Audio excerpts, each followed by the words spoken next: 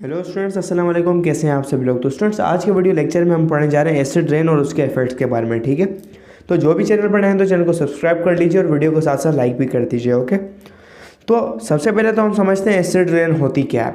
तो मैं लेक्चर को स्टार्ट करता हूँ एक बेसिक चीज़ के साथ, आपको समझाता हूँ कॉन्सेप्ट। ठीक है, हमारे पास जो डेली लाइफ में रेन होती है उसको हम कहते हैं नॉर्मल रेन। मैं लॉजिकली आपको एक बात बताऊँ, जो हमारे पास नॉर्मल रेन होती है, हमारे पास जो नॉर्मल रेन होती है वो भी हकीकत में हमारे पास एसिडिक होती है। लॉजिकली वो भी एसिडिक होती है। ठीक है, हमारे पास जो नॉर्मल रेन होती है वो एसिडिक होती है। आप बोलोगे सर, हम जो जून जुलाई में बारिश होती है उसमें नहाते हैं, जो भी होते हैं वो भी एसिडिक होती है, वो तो बहुत ज़्यादा खतरनाक होती है। जी हाँ, होती है, बट हम इसको कहते नहीं है। ठीक है, हम इसको एसिडिक कहते नहीं है, इसको एसिड रेन कहते नहीं है। क्यों, वो मैं आपको आगे इसको जवाब मिलेगा। ओके, तो नॉर्मल रेन जो होती है वो एसिडिक होती है। ठीक है, वो एसिडिक होती है। ठीक है, बट वी डू नॉट से, डोंट से। तो एसिड रेन वो होती है जिसमें जो है पीएच लेस हो 5.6 से। ठीक है, 5.6 से जो पीएच हो एसिड की वो कम होनी चाहिए। ठीक है, तभी वो क्या होगी, एसिडिक कहलाएगी रेन। समझाता हूँ कैसे। नॉर्मल रेन एसिडिक क्यों होती है और कैसे होती है। फॉर सपोज हमारे पास क्या होता है, रेन के अंदर पानी होता है, रेनफॉल होती है। तो सीन कुछ ऐसा होता है कि हमारे पास फॉर सपोज एनवायरनमेंट में, आपको पता है कार्बन डाइऑक्साइड तो मौजूद होता है, कार्बन डाइऑक्साइड होता है ना प्रेजेंट एनवायरनमेंट में। ठीक है, कार्बन डाइऑक्साइड हमारे पास जो पानी होता है रेनफॉल का H2O, इसके साथ रिएक्ट करके H2CO3 बना देता है, carbonic acid I think so. ठीक है, H2CO3 ये बनाता है। ठीक है, अब कार्बन डाइऑक्साइड तो 100% प्रेजेंट है H2CO3, तो इसकी वजह से जो पीएच होती है वो 7 से कम हो जाती है। ठीक है, पीएच तो भाई कम हो जाएगी, मतलब हमारी जो नॉर्मल रेन है इसके अंदर कार्बन डाइऑक्साइड ये H2CO3 प्रेजेंट होता है और इसकी वजह से ये एसिडिक रेन होती है। दूसरा, फॉर सपोज कहीं पर वॉल्केनिक इरप्शंस हो रही हैं, वॉल्केनिक इरप्शंस हो रही हैं, तो वहाँ पे हमको क्या मिलेगा, हमको वहाँ से क्या निकलेगा, वहाँ से एक निकलेगा हमारे पास कार्बन डाइऑक्साइड, एक रिलीज होगी हमारे पास कार्बन डाइऑक्साइड और दूसरी निकलेगी सल्फर डाइऑक्साइड। ठीक है, ये जो कार्बन डाइऑक्साइड होगी वो यहाँ पर चली जाएगी। ठीक है, सल्फर डाइऑक्साइड ऑलरेडी है। अब तीसरा, अगर मैं कहूँ आपको, क्या हमारे एनवायरनमेंट के अंदर लाइटनिंग होती है। ठीक है, जब गरजती है वो बिजली गरजती है, लाइटनिंग। अब ये लाइटनिंग की वजह से हमारे पास नाइट्रोजन होता है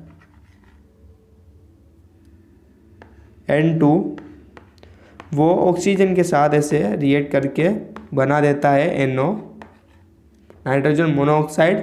देन फर्दरली ये नाइट्रोजन मोनोऑक्साइड ऑक्साइड जो है ऑक्सीडाइज हो जाता है। ठीक है, NO2 में। ठीक है, फॉर सपोज अगर आप कहो कि इसकी वजह से हम, आपके पास कंट्री में फॉर सपोज वॉल्केनिक्स नहीं है। ठीक है, वहाँ पर वॉल्केनिक्स नहीं है। ठीक है, लाइटनिंग भी नहीं हो रही, हर दफ़ा नहीं होती, तकरीबन होती है। आप बोलोगे ये तो हमारे पास नहीं होती, बट कार्बन डाइऑक्साइड और H2O प्रेजेंट होने की वजह से सल्फर डाइऑक्साइड, आपके पास फ्यूल्स होते हैं। ठीक है, फ्यूल से भी आपके पास सल्फर डाइऑक्साइड वगैरह बनता है। ओके, तो इनकी वजह से आपके पास ऑलरेडी जो रेन होती है, हकीकत में जो रेन होती है वो एसिडिक तो होती है, बट हम उसको नहीं कहते। ठीक है, एसिडिक, ठीक है, नहीं कहते।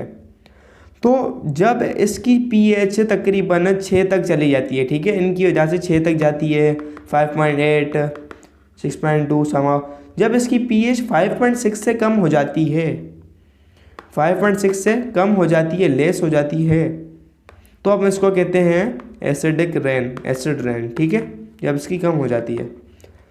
तो ये बात समझ आई।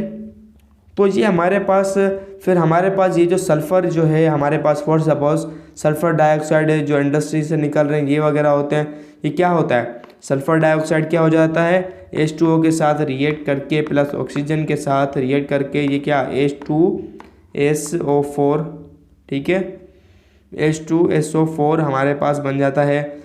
बुक में पढ़ते हैं क्या लिखा हुआ है, as you know burning fossil fuel releases sulphur and nitrogen oxides in the atmosphere. तो ये जो ऑक्साइड्स होते हैं, इसका नाम था ऑक्साइड्स, मैंने आपको बताया नहीं, सॉरी। तो ये ऑक्साइड्स की वजह से जो इसकी pH होती है बहुत ज़्यादा 5 तक 4.5 तक पहुंच जाती है। Okay, sulphur dioxide converted to H2O4 by H2SO4 जिसे मैंने आपको बताया by rain water, while nitrogen oxide converted into HNO2 and HNO3 by rain water, ठीक है, ये इसमें कन्वर्ट हो जाता है। मैंने आपको बताया कैसे, HNO2 एंड HNO3, ठीक है, इसमें भी कन्वर्ट हो जाता है।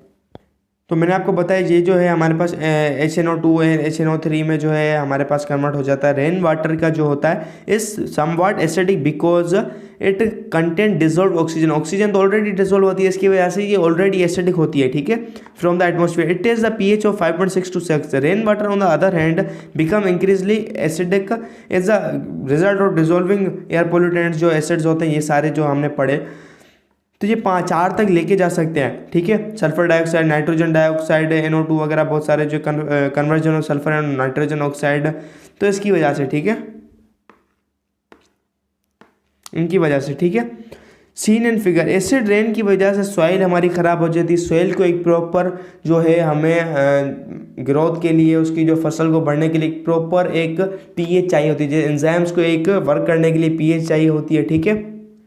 इसी हिसाब से इनको भी चाहिए होती है। जब pH डिक्रीज हो जाती है, इकोसिस्टम जो एक्वेटिक लाइफ की pH कम हो जाती है, वो फिशेस वगैरह पानी पीती हैं, तो एक्वेटिक लाइफ पूरा हमारा जो इम्पैक्ट है बहुत ख़राब इम्पैक्ट पड़ता है और पूरी जो इकोलॉजिकल सिस्टम डिस्टर्ब होता है इसकी वजह से, ठीक है, हमारा एनवायरनमेंट, ठीक है। तो स्टूडेंट्स मिलते हैं नेक्स्ट वीडियो के अंदर, तब तक के लिए बाय बाय, खुदा हाफिज़, keep learning and keep exploring.